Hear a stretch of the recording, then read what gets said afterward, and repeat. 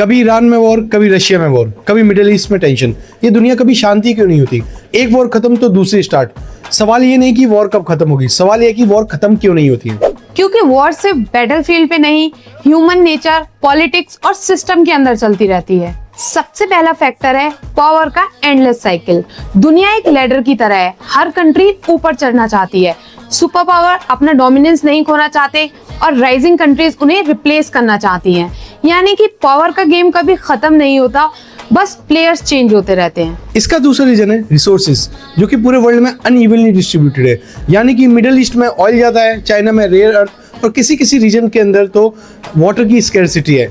But her country को resources की demand होती है और यहीं से कन्फ्लिक्ट पैदा होते हैं। तीसरा बड़ा फैक्टर है फियर एंड मिसट्रस्ट।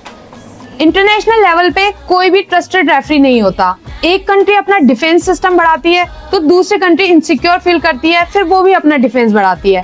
इसे कहते हैं सिक्योरिटी डिलेमा। इसीलिए कई बार पीसफुल इंटेंशन भी अग्रेसिव लग सकती है और ऐसी मिसअंडरस्टैंडिंग्स पे कॉन्फ्लिक्ट स्टार्ट हो जाते हैं। इसका अगला फैक्टर होता है वॉर इकोनॉमी।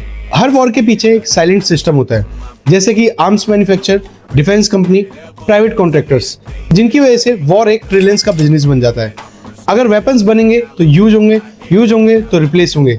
इसलिए बोला जाता है peace is a good for people but conflict is a profitable for system. Countries logical decision नहीं लेती, वो इमोशनल भी होती हैं। जैसे कि ईगो कि हमें पीछे नहीं हटना है, हमारी इमेज वीक नहीं दिखनी चाहिए, या फिर ये कि हमारी पब्लिक को एक स्ट्रॉन्ग लीडर चाहिए। कई वॉर्स अवॉइड हो सकती हैं पर ईगो उन्हें अनअवॉइडेबल बना देता है। जैसे कि डोनाल्ड ट्रम्प के केस में आपने हाल ही में देखा ही है।